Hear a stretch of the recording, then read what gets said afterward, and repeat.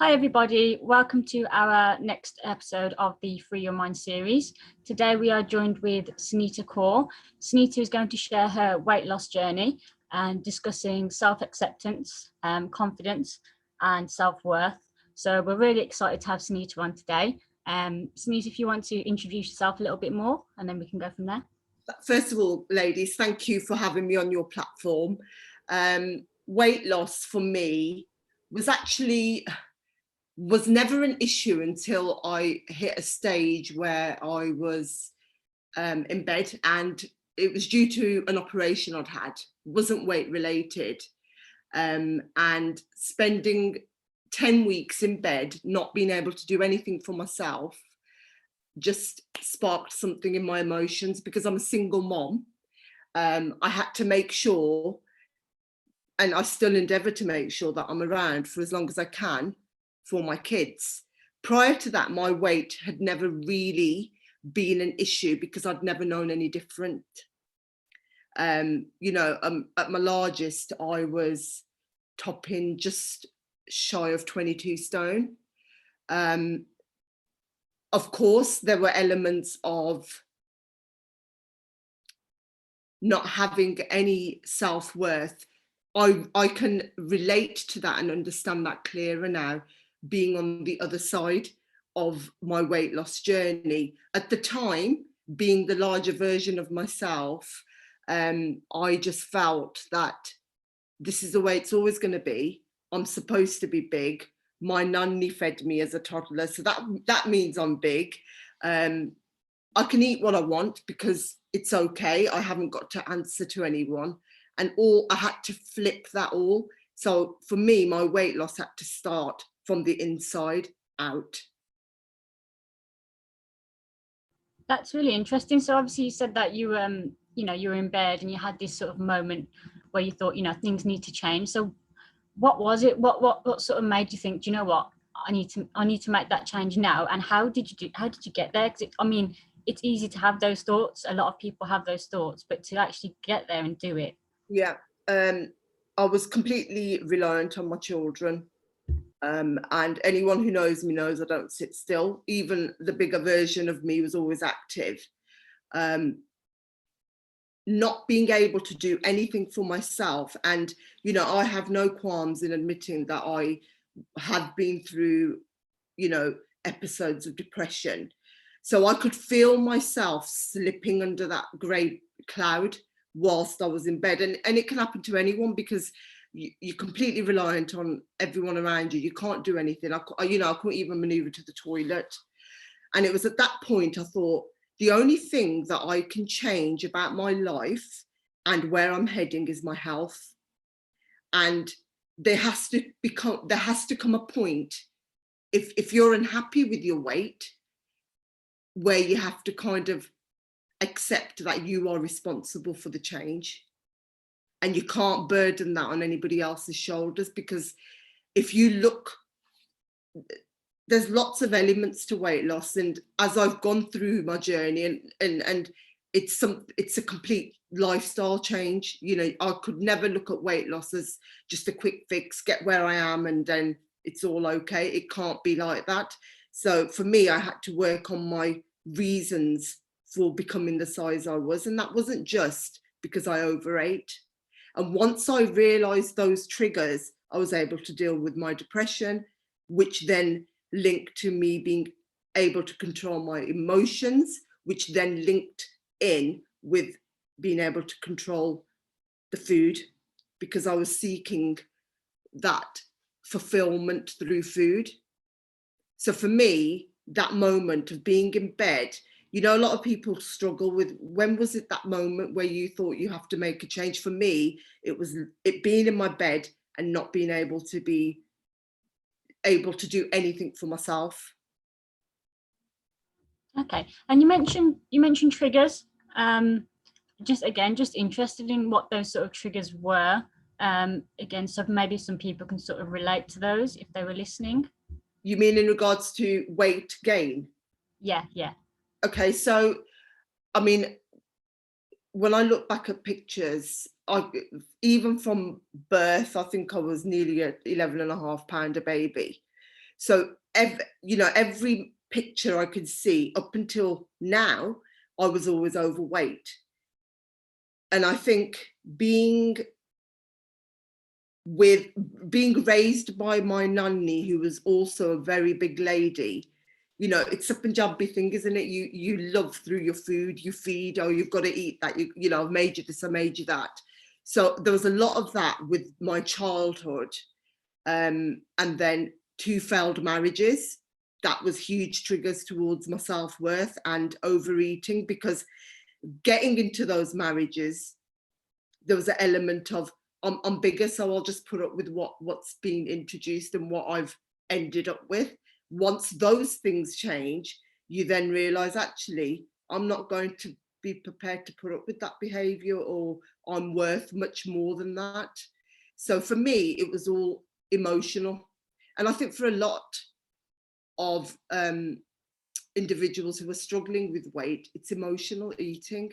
And that's why weight loss can't be successful unless you've dealt with those demons. I had to deal, prior to embarking on my weight loss journey, I had to spend, I'd say, a good 6 to 8 months having conversations with myself. Can I do this? Do I, and I put it on my platform purely because it helps me stay focused, accountable, and also, even if I can support one person, that's amazing. And I'm thankful that I touched so many individuals' lives, because if anybody had said to me in my bigger version, just lose weight, if I'd approached it with just trying to lose weight, I would be bigger today than I was when I started my weight loss journey. So if somebody says to you, you know what, sit down, and this is the first thing I say to anyone that reaches out for any support, sit down, get yourself a journal, just your weight loss journal, and write down the reasons why you want to make a change. Then write down the reasons why you can't. And I guarantee you the can'ts might outweigh the cans, because you've got to work on that self-belief. And as you work through your journal, you'll build on your self-belief, which then leads to a successful weight loss journey. You've got to fuel that focus, you've got to fuel your mindset.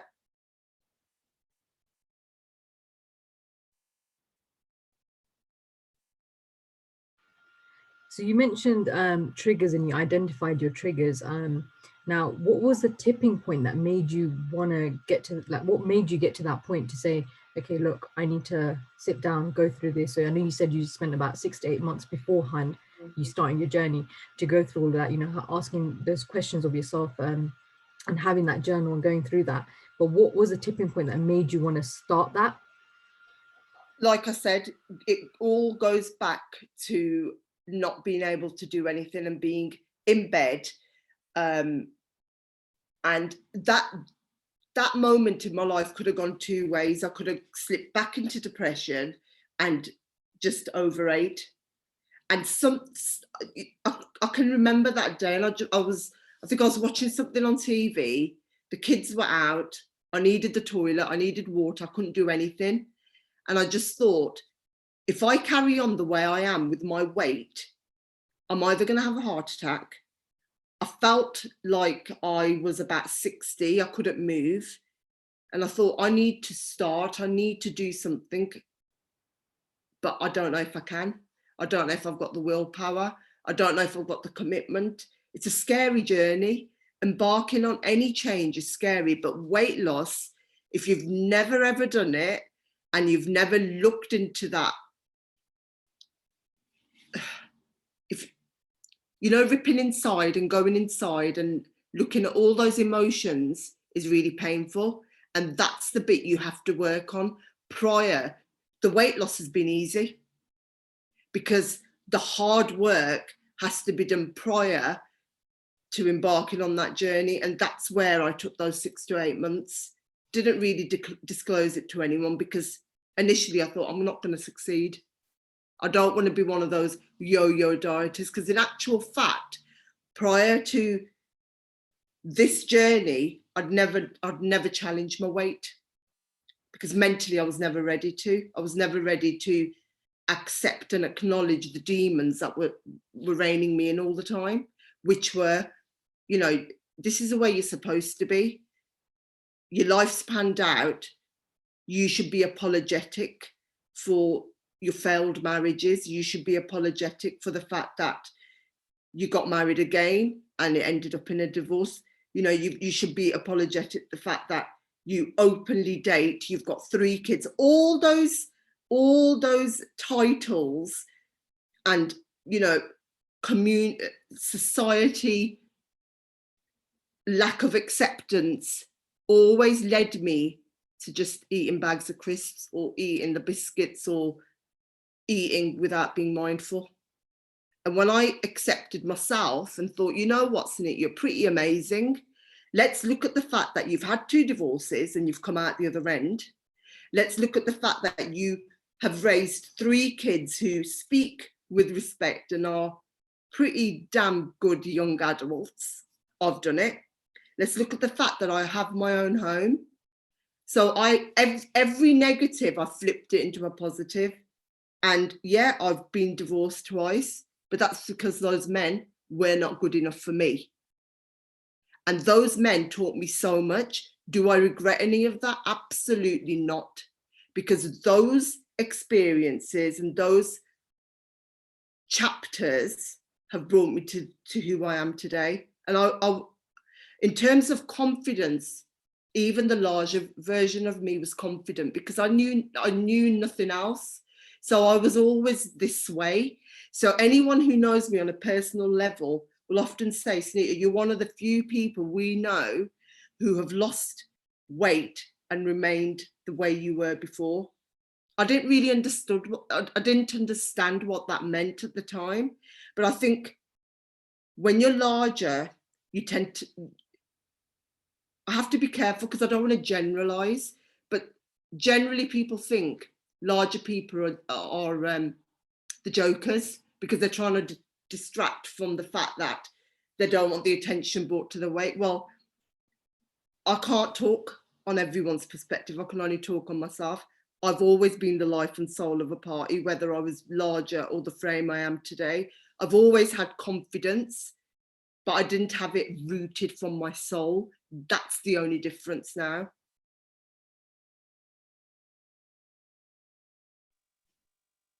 You know, I've got 2 questions actually, because what you've just said has inspired my second question, which I'll ask first, which is it takes a lot of courage to go through, and a lot of resilience, you know, in terms of the range of experiences that you're speaking about here, because it's one is the weight loss, but the other is there's so many threads of emotions. It's just, you know, you get up one day and you think, I'm having a really, really bad day, and I have to sit there and think, well, actually, is it really that bad? For me, it is really bad. You can't judge people's bad days on each other. Now, prior to this, my bad day would have led to me eating, but now it leads to me going out and going for a 5K run because that's what keeps my mind focused. But sorry, I interrupted you. No, because that you're almost answering the question already, because my question really was going to be, it's how can you, or how do you help, or what words of wisdom would you give people who are listening that are going through adversities? Because there's so many things that you've spoken about on so many different layers, that something's obviously inspired you, you know, and you've shared that. It's people going through challenges and adversities. What advice would you give them to help them overcome those? In terms of weight? I would say now the whole, you know, whether it's weight, you know, you've spoken about, you know, broken marriages, kind of your upbringing and your life experiences. So I guess encompassing all those, because there's so many different things you've spoken about, that it's so obvious from hearing you speak that it's, you kind of, you know, you've got this courage and you've built this courage to help you overcome it and flip it to a positive, which is great, and that's really inspiring. So it's how would you encourage others who are going through any of those experiences to flip it like you have? The first point I would make is drop seeking acceptance from anybody, because we can spend our whole lifetime trying to please others. And in that process of trying to please others, you begin living your life for other people. And those other people, really ask yourself, are they going to be there when you're at your lowest? Probably not. They're going to be there at your good times, because everybody wants to be around company that's uplifting and, you know, up for a laugh, let's do this, let's do that. It gets real when people are at their lowest, and that's when you realize who your true support system is. But if you can work on yourself to the point where actually your only support system is what comes from yourself, I never have any expectations from anybody and from anything, because then for me, it doesn't lead to any disappointment. So everything then is a bonus. That's how I look at every scenario and every situation. If you have got a support system, amazing, but people can only support you through words. The buck will always come back to you, and that strength to make a change, whether it's an unhappy marriage, a business venture, you know, I'm not talking about doom and gloom. I'm not, you know, failed marriages, they're horrible, but once you come out the other end, you think, why the heck didn't I do that years ago? But that process, that journey you have to build on the self-empowerment to be able to make that decision and say, I am going to go for that opportunity. It might not work, but how do I know unless I try? I am going to invest everything in this relationship, because if I don't do anything half-heartedly. So if I do something, I do it with 110% commitment. And that's why my weight loss journey had to be at the point it was. I had to do all that prep work. Otherwise, I would not have been successful, not because I had no self-confidence, but because I hadn't dealt with all the baggage. Thank you. And my question that I wanted to ask initially was around what you spoke about at the beginning of your talk, which was around, you know, like you with your nanny, and, you know, it's a cultural thing, isn't it? Yeah. I think a massive, like, South Asian or Indian cultural thing to eat. You show your love through food.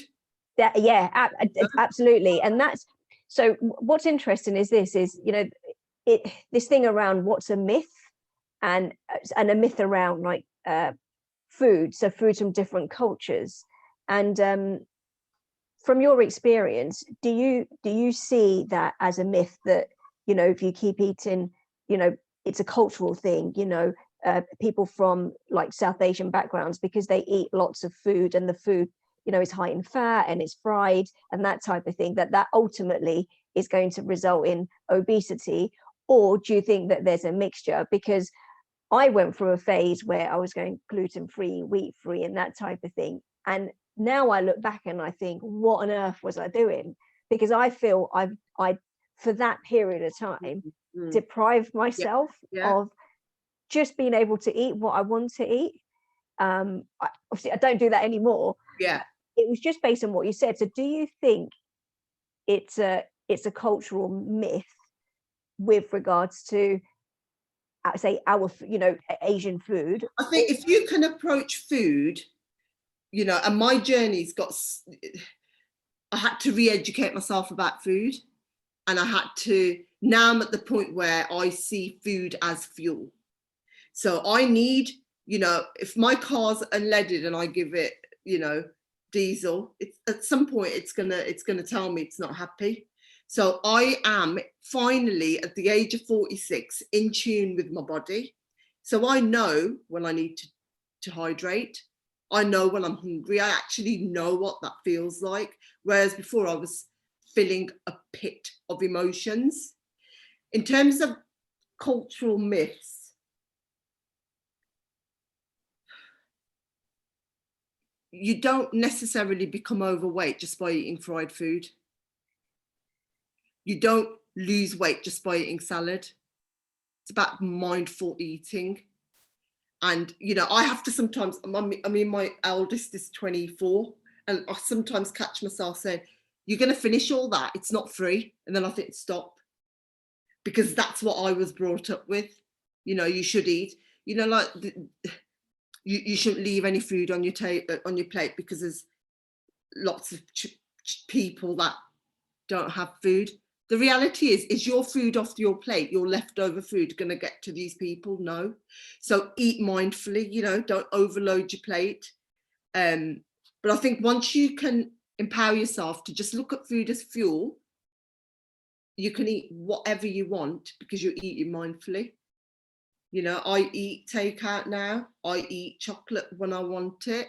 I'll have whatever I want, I have it now. And for me, that is unbelievable achievement, because prior, the older version of Sunita, my treat to myself would be going up in the evening with a carrier bag full of snacks while I watch TV, because I'd had a really bad day and my life was really crap and I was on my own and the kids were one day going to grow up and leave me. So what should I do for myself? Well, I'll eat 4 or 5 bags of crisps and a packet of biscuits and a bottle of pop, and do that every day. No wonder I ended up at size 28. And that would have carried on. I would have got bigger and bigger and bigger. But because I flipped it and I thought, actually, so what if I'm on my own? So what if the kids are going to leave? That's amazing. So yeah, I think approaching food with a mindfulness, you can eat what you want, when you want. I definitely agree with you there. Obviously from my background alone, but just going back to something you said around the myths side of things. Obviously, like yourself, I was taught pretty much the same thing. If there's something on your plate, it needs to be finished off. So you don't leave the table, or you don't get up from the floor when we're sitting to eat. You can't leave until that food's finished. Now, obviously, it's taken a while. As you get older, we kind of understand, like you said, you know, that food's not going to reach the people who are starving in other countries. But just around the myth side of things. So once you started your journey and you managed to achieve what you've achieved right now, was there anything, like in terms of any other kind of backlash or anything that you came across around, you know, so maybe I'm not being quite clear here, but like basically, so I know of some of my clients who've achieved weight loss, it's suddenly, especially from our background, they get things like get told like, oh, you're not eating, you're not well, you're not, you know, you're ill, that kind of thing. So is there anything like that you've come across, and how have you dealt with it? I look at the aunties, the ones that, you know, and I love it, because, you know, perhaps they aren't able to actually say what they're trying to, you know, explain what they mean. So the older version of me, the bigger version, and the younger version would constantly get, you know, Sunita, you got such a lovely face. You know, you can cook really well. If you lost a bit of weight, I'd have you for my son. I started hearing this from the age of 15 up until the point I got married. That was one of the reasons why I got so big. Now, the same aunties, Sunita, you look ill. Sunita, you don't look good. You know, when you were bigger, you had a bit of life about you. You don't look good now. Your face looks drawn. You look, you know, you and your daughter look like sisters. You should be looking like a mom. Where are you going to go losing all this weight? And I look at them and I think, and I say to them, I say, I'm not doing it for the aesthetics. I'm not doing it to please A, B, and C's eyes. I'm doing it because I want a healthy heart. I'm doing it because I want to live for as long as I can live, knowing, I says, I want to be the fittest nanny. I want to be, jogging around the park with my grandkids in the pram. That's what I'm striving, and that's what my motivation is. It's not about, and you know what, it's lovely, they're complimenting, it's cryptic compliments, but they're complimenting. But I don't really need anyone's approval. I don't need anybody's compliments. Is something I struggle with. When people say, Sunita, you look amazing, I'm just like, thank you. Because I never had compliments, really. The big girl never does. She's always a friend. So now it's like, you've done so well. And it's interesting because I still don't see what other people see when I look in the mirror. And I don't know whether I ever will see what everybody else sees. It's only when I do my comparison pictures, or I look at the one piece of clothing that I've kept from my bigger days to now, I think, bloody hell, Sunita, like, you do need to go down in your underwear size, because I'm still rocking my big underwear. And I was thinking, something doesn't feel right. Yeah, it's because you're wearing a size 28 underwear and you actually need a size 12, Sunita. So it's things like that, shopping. But yeah,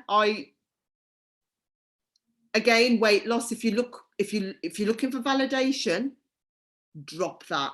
If you're looking for support, amazing. People true to you will support you. But if you're looking for someone to say, have you lost weight? Or when I first started, I never told anyone what I was planning to do because I was scared of failure. But now it's become a way of life. While I was ill, it was awful because I couldn't get out. I couldn't do what I do, in terms of running, walking. And that's no longer become the stage. There were stages for me in my weight loss. So initially it was about re-educating my food, how I cook it, how much I eat, what my body needs. Then it triggered into how much should I be eating, because I was always used to eating just mountains of food. Then it became focused on trying to eat the rainbow and seeing how my diet was in terms of lots of fruit, lots of veg, then making those changes with dairy and sweeteners, and dropping the pop, even though it's calorie free. Make the swaps, Sunita, drink something water based. My final point of my journey was the fitness, because once I started losing weight, I got this fire, and I never, when people used to say, I've got this fire in my belly, I need to do this, I need to go to the gym. I used to think, that's, I've never heard so much in my life. How can you have this drive to go to the gym? How can you have this drive to run? It's real. That passion for getting out, moving your body is real. I, in my wildest dreams, never thought I would be able to run a minute, and I'm doing between 15 to 20K a week. And for me, I feel more proud about that than the weight loss, the fact that I'm out and I'm running. And it's all got to do with your mindset. I need that to keep focused. I need to be outdoors. I need to be running to keep, and while I'm doing it, yes, I'm listening to music or a podcast, but I'm also telling myself, Sunita, you're running. You've just done 5K. You've done this because you've lost the weight. You lost the weight because you accepted all the ups and downs in your life, and I do that every time I chat. It's become like a chant every time, because I have to can't get complacent. The minute I get complacent, those demons will come knocking on my door again. So it's an ongoing journey, and that's why it is a journey. Any kind of change, you get to that point of destination, you can't then take your foot off the pedal. Because I know if I don't if I'm not mindful of what I eat, the pounds will start creeping on. If I'm not mindful of not moving my body, I'll get lethargic, So it's a continued process. It's continued commitment, and I owe it to myself. Just going, I mean, what you've touched on about, it's being mindful, recognizing yourself and kind of following through with everything. And you've I know you said, you know, you're running as well. It's like a bug. I'll be honest, I'm a gym goer, so it's for me, it's I have to go to the gym. I've never been to the gym. Okay. And when I did actually think, oh, I want to, and I spoke to somebody, they closed down, and I thought, well, that's fine. I'll go when it's supposed to happen. Carry on, you know. And I do loads of fitness videos at home. I mean, when I'm training at home, and I started with just doing YouTube videos at home, and the kids were just looking at me like, Mum, what are you doing? Because for them it was completely alien. Because Mum used to be the woman who'd sit in her nightwear all day, you know, without a bra on, because that was comfortable, you know, in a blanket with food all around me, and not do our thing. So that mum has now become the mum who gets up at 5:30 a.m, goes for a run, comes back and does my cooking and cleaning, whatever needs to be done. And then the whole day is mine, because they're older now, and sometimes they'll film me when I'm not watching, and then at the background they'll put Rocky music. They're like, she's training for the Olympics. But you know what? It's amazing, because people ask me, where'd you get your motivation from? It's my kids. You know, my biggest supporters are my kids. You know, during being unwell with COVID, they were like, Mummy, you're right. And I was like, I'm more depressed about the fact I can't go out and run. My body was begging for me to move.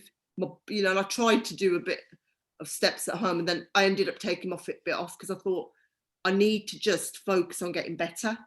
And it's okay if I made semia, and I was like, and I made semia, and it was really bizarre. As I cooked them, I thought, why have I made semia? And it went back to the fact of when you're unwell, you have semia, you have dalia, and I thought, oh, interesting, because again, that's connected to an emotion of being unwell. So it's a comfort food. You eat semia. I mean, I ate them and they were bloody lovely, you know. But before, it would have been sugar, blue milk, whereas now it's almond milk and, you know, sweet. And it all felt really lovely, and it's still a treat. But I just found that snippet of thought as to why I was making them triggered back to an emotion of, if you're unwell, Nanny will make you a big donga of semia, and you'll feel so much better. Sunita, sorry, carry on. So it's just bringing me on to my question. So I mean, you know, you had your why, which is a very strong reason and a motivation itself to get you going, and to start you off, kind of thing, you know. So you wanted to be there around for your grandkids and be active as well for them. Now, obviously, when you started this journey in your house, you know, you said you've got kids and so on. How did they impact their lives, and what did they, I suppose, you know, the upbringing you've been brought up with and the ideals you've got instilled in you from, you know, your upbringing from then, how has it changed your children's kind of perspective, if that makes sense? Prior to, you know, like doing anything for myself now holds no guilt, whereas before I'd feel guilty about paying for a membership for a gym. You know, it's hard enough being that typical family setup of a husband and a wife and raising kids. That's challenging enough, but when you're doing it on your own, you're accountable for every decision and every action you take within your home. So, you know, I'm the sole provider. I need to make sure my bills are paid, there's food on the table, and my kids are looked after. So can I justify paying for a gym membership? Can I justify shopping for specific items for myself? Can I justify buying some trainers? No, I can't. Those were excuses. Those were all excuses. So now, yes, I will, like that. And the year prior, I started my journey in 2018. 2017, the kids made me a Mother's Day board. I don't know whether you girls have seen it, you know, like, so it's wording, but they use chocolate bars. So that was my gift for 2017. Last Mother's Day, I got weights, I got stretch bands, I got gym gear. So that flips happened in their brains, you know, and they're old enough, they're self-sufficient, they're, you know, they're young adults, and when they make decisions, they're not going to put me at the forefront of their decision. I need to do that as well, because they're going to go off 3 different ways. I'm the one who's then left accountable for the actions and decisions I make or don't make today. So I see that as investing in myself, you know, shopping, buying items for myself. Like, I have a sin tin, because that comes back down to Slimming World lingo. So, you know, the idea of this is that many sins, this is that many sins. I've still got this sin tin because it's part of my journey. And Slimming World helped me re-educate myself around food. And anything in there, yeah, you can have it, you can enjoy it, but it's mine. You know, so things like that, they're like, what do you mean that's yours? That's mine. So now it's fine. And like, you know, if they see something I'm eating, they'll be like, Mom, can we have some? Yeah, you can have some. They'll ask me because they know that's mine. But I didn't want to go down the route of just cooking for myself. And, you know, because I love cooking. It's one of my hobbies and passions. So everything I did, I had to, and that comes back to my journal of planning and thinking ahead of, you know, in a year's time, when I have lost some weight, fingers crossed, how am I going to implement all those changes within my household so it's sustainable, so it's achievable? So actually, I'm helping my kids to approach food with a more educated, you know, approach. So everything I did, everything I do, I make sure that they are part of that.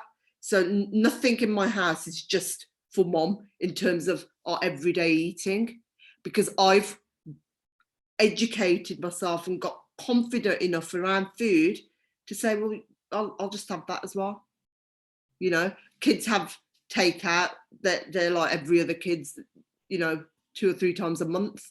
I'll probably have it once a month. I couldn't do that at the initial part of my journey because I hadn't strengthened my relationship with food enough to say it's okay to have a fish and chips. Whereas now it's absolutely okay to have a fish and chips because A, I know I'm not doing it every day. B, I know I'm going for a run. And C, it's, you know, people say, do you treat yourself? Do you have treat days? And I just say, I'm not a dog. I'm not a dog, so I don't need to treat myself with food. And some, you know, I think some people get offended with that, but that's my response. That's how I see it. So if I want a chocolate bar after I've spoken to you ladies, I'll look at it and I'll think, right, how is it going to serve me? I look at food the same way as if I'm going shopping for anything and think, right, do I really need it? Is it going to serve me, and what purpose is it for? And 9 times out of 10, if I eat something like that, it's because I actually really need it. My body needs those sugars. I need to feel a bit boosted. Whereas before it's just because I'm greedy and I fancy it. Sunita, just out of interest, I know a lot of people at the minute, especially with lockdown, are struggling with eating habits. Just, you know, out of interest, do you have any down days where you just think, oh, you know, I've eaten maybe too much today? How do you bounce back from that? Obviously, like I said, there's a lot of people struggling at the minute. What would your advice be to those people that are just sort of stuck in a sort of lull of eating junk food? I mean, I don't think my kids have baked as much as I've ever baked during lockdown. And I think everybody started baking. For me, yeah, we all have ups and downs because that's why it's the journey. It's not always going to be, you know, that one lane of being able to sustain it. That's not reality. You're going to be invited to functions. You're going to start eating out again one day. You know, you're going to want to. When I first started, I was like, I can't go out. I can't go for a meal. I can't meet these people because then I need to make decisions about what I'm eating. I couldn't maintain that for the rest of my life because I'm a social butterfly. I need to be around people. I want to go out. I want to socialize. So I had to, it's all part of that process of becoming confident. And once you go over that hill and you make that transition from starting your journey, for me, there's been points where I've reached and I thought, okay, I've got there and I know how to monitor that. So now, example, my daughter made a Malteser cheesecake, and I was looking at what she was putting in it, and I was thinking, wow, right? And that, for me, that wow is actually, I've educated myself. So wow, you don't actually need that much butter, or that's a lot of double cream. But the reality is, how often do I eat those things? Before, I'm not joking, girls, I used to make a whole trifle, and not even really wait for it to set. It was like a slush, and I'd eat that trifle. You know, and I can openly talk about that now. And that's another achievement under my belt, the fact that I can openly talk about all the habits. So, you know, if I have a day where I've overindulged, and it happens, we all do it, whether you're slim or whether you're overweight, we all have days where we overindulge, perhaps an extra glass of wine or a few extra chips, whatever it is, we all overindulge. And I just remind myself, I didn't get to a size 28 overnight, and I haven't lost 10 stone overnight. So this journey, it's just going to keep going. So tomorrow I'll rein it in. I don't need another slice of cheesecake tomorrow. If I want it, I'll have it, you know. But I'm no longer apologetic for decisions I make. I own them. You know, if I put on half a stone, I can't look at everybody else for a reasoning to that. I know exactly where my weight gains now. And, you know, time of the month, I know I've become in tune with my body. So prior to my time of the month, I'm craving those forbidden foods. Well, I'll have them because I know the week after I'm going to be back to where I was. So for me now, it's just about sustaining and staying committed to the changes I've made. And I've worked too hard to allow those foods that are titled as forbidden to outweigh my mindset. It's just not worth it. I know you also touched on having COVID. Yeah. Just wondering, how's that affected you physically? I know it's only been recent for yourself. Mm-hmm. And you mentioned that you were itching to get out for a run. Yeah. Have you been for a run after having it, and how has it affected your body since? I came out of isolation last Sunday, I think it was, and then I was like, right, that's it, Monday I'm gonna be out. But actually, I think I would have collapsed if I'd gone out. So what I did on the Monday is just went for a walk around the block, and I thought, okay, I can really feel that. I could feel my heart working. Tuesday, I just increased that walk. Wednesday, I went back to my couch to 5K because that's how I started my running. So I just did week 5 or 6 where you do interval running. And, you know, I'm no professional at running. I probably look really comical. And that's another thing. I don't care what I look like, you know. Me and my running partner, we go at that time because it suits our lifestyle. Once you drop all that, what am I going to look like? How do I look? Are people going to laugh at me? You know, people are going to think, oh, she's on a diet again. Is she going to drop all that? The minute you drop all that weight of trying to please other people, I guarantee you that light bulb switches on and you think, I can do it, you know. But I mean, I went running yesterday and I'm going running again tomorrow, and it's fine if I need to walk in between. I'm not sitting on my bum. If I'm not sitting on my bum, any movement is positive, you know. But I was struggling, not moving, not doing anything. That's why I had to just take my Fitbit off, because you can become a bit obsessed. I haven't hit my 10K, I haven't done this, I haven't done that, you know. But I think some obsessions are okay. For me, they keep me focused, they keep me, you know, how many more steps have I got? And, you know, initially it was like, I've got to hit 5K, because I'm the girl who didn't move, really. I did what I needed to do within my home or for myself, and then I just sat and did nothing else. Whereas now, if I've got a movie on and I think I've got a bit of energy, because I actually have energy that I need to burn off, I'll just jog in front of the TV, you know, or go on the cross trainer and watch a video, or go for a walk. Last one from me. I know you mentioned earlier you sort of started doing some journals when you first started your sort of journey. What else I know that's one of the things that you used, and you mentioned turning negative thoughts into positive thoughts. I mean, that sounds on paper easy, but I know it's not. So, you know, I know one thing you did was journals. What other sort of resources or things did you do to sort of help you on your journey there? So what was the other thing I started? My daughter thought I'd gone insane, but you know, we work in school, kids love stickers, you know. I know now why they do, because you've got a visual of what you've achieved, and you can see it building up. So I just got myself, I think, I don't know where it was from, one of those, I think Home Bargains.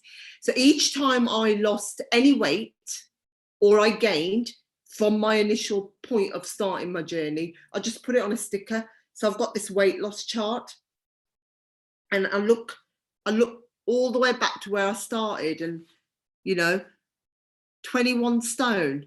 And then I look now and I think that in between was the start of my life for me, that point in between. So those are the conversations I have with myself, you know.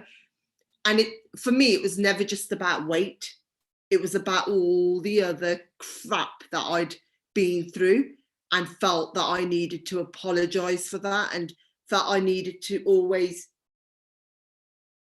explain it, and also, you know, be apologetic about it and mention it before anybody else mentioned it, you know. Whereas now it's just like, yeah, that's part of who I was. It's no longer part of my life. It didn't serve me, it served me, whatever. And the thing is, you can't change people's opinions on decisions you've made and the way your life's pathed out.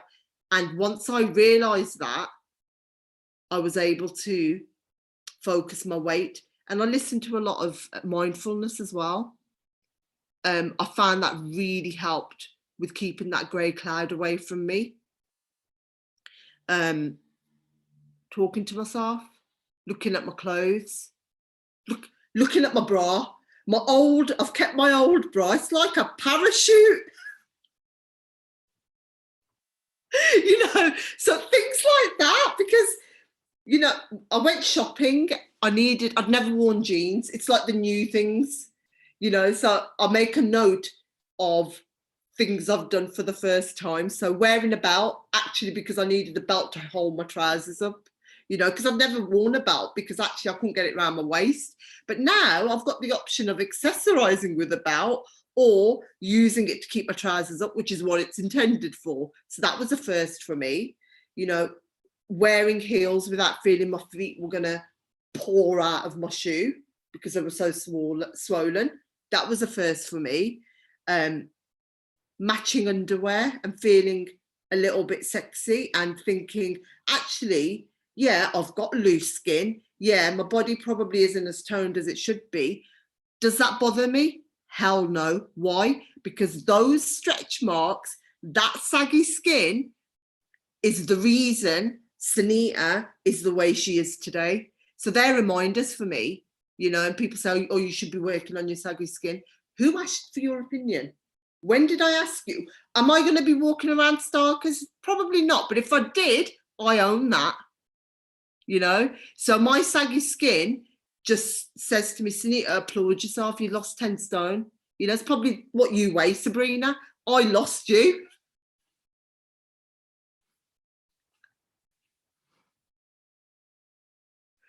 I can't hear anyone. Oh my, do you know, Sunita, I think we could listen, we could get you on some more of these and really delve into some of, you know, like, because there's so many layers of what you've spoken about. You know, I do lives on my Instagram, and this, I say to people, right, I've got to keep on one topic because there's so many different areas. Weight loss, weight gain, you know, look at it from both spectrums. People can, there's lots of reasons why you lose weight. There's lots of reasons why you gain weight. And I think currently I'm sitting at about 12 stone 2, 3, I'm not sure. Another empowerment for me now is what the scales dictate isn't that big a deal for me anymore, because I only use the scales to kind of just determine and make adjustments, so I don't stand on them. I don't own any scales in my home, but when I do stand on them, it's probably once every 6 to 8 weeks, just to see where I'm at and do I need to make an adjustment. I judge my progress from my clothes, you know, being able to, when shops were open, I needed a pair of jeans. Why did I need a pair of jeans? Because I've never owned a pair of jeans in my life. So I thought, I just want to go out and try some on. And I picked up the 18 and my daughter looked at me. So picking up an 18 is achievement for me, because I would have automatically have gone for a 28. But I wasn't a size 18. She's like, Mom, you're not a size 18. I says, no, I'd rather like start big and go and work down. She went, you need to pick up a size 12. And I went, no, I am not a size 12. Well, oh my God, I was a size 12. Am I going to be a size 12 in the next shop? Probably not. Am I going to be a size 14 in the next shop? Probably, because sizing changes in every shop. And the fact that I can go into a store now and just pick something up and think, I think that's going to work, is another achievement, you know. I wake up every day and I'm just thankful that I was able to make the change. Yes, all those things I've talked about are lovely. Those feelings are amazing. But for me, my health and my mindset is the healthiest it's been in my life. And for me, that is my biggest achievement, because now, because my mindset is 100% and my self-worth is 100%, anything that happens now will just be a positive or a bonus. Anything that isn't meant for me or wasn't meant for me, there was a great big reasoning for that. And I truly believe wherever anybody's path is going to go, it's going to go. You can't, you know, my operation and lying in bed and not being mobile was one of those scenarios, and I've had many of those scenarios in my life where I've had 2 doors and I choose which door I took, and I always took the easiest door, because I'm a person that thinks, what's going to happen if that doesn't work? What's going to happen if I fail? And for the first time in my life, I took the door that I thought was going to be the most challenging, and I am where I am today. What would be your kind of words of wisdom, or if you was just to give a key thought on how others could be encouraged or motivated to have that change in lifestyle, but maybe are afraid to do so? You've got to be accountable for your highs and your lows. You've got to own every moment. And if you're looking at weight loss, don't look at the bigger picture. It's so easy to go onto social media and think, I want to look like that, I want to get to where they are. Nobody really talks about the in-betweens. I talk about all the crap, I talk about the gains, I talk about, you know, it's really hard to drop the butter from your paratha. It's really hard to stop the Indian tea with the 2 teaspoons of sugar, because that's the reality. It's not about, you know, eating the rainbow or having the smoothies, or that's where you probably want to, if that's what you want to do, that's what you want to do. But it's about the hard work that goes in. So you've got to be prepared to put that commitment in, which is accountability. And also take each meal, take each day, take each hour as that challenge. Don't look at it as a week, don't look at it as a month, because then that day rolls into 2. And then before you know it, you've done 3 or 4 days of what you want to do, what your challenge is.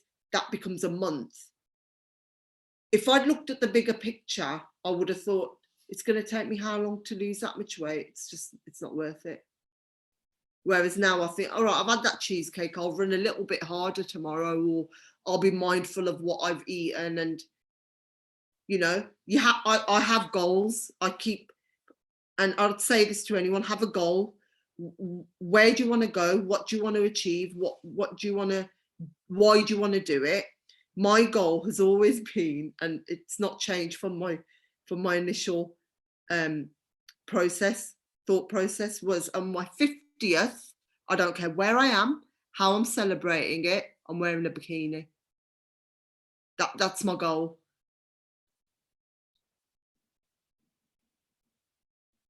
Sunita, I'm sure the other two will agree, but we've we've really enjoyed today's chat. We really hope that you can come on again, actually, because I think there's so much we could get from you on the other topics that you've touched on. But I'm just conscious of time, so we're gonna just stop it there. But as I said, thank you so much for coming on. I hope the viewers enjoy it as much as we have. And you know, you're really inspiring to us three as well. So again, thank you so much. Thanks, ladies. Thank you.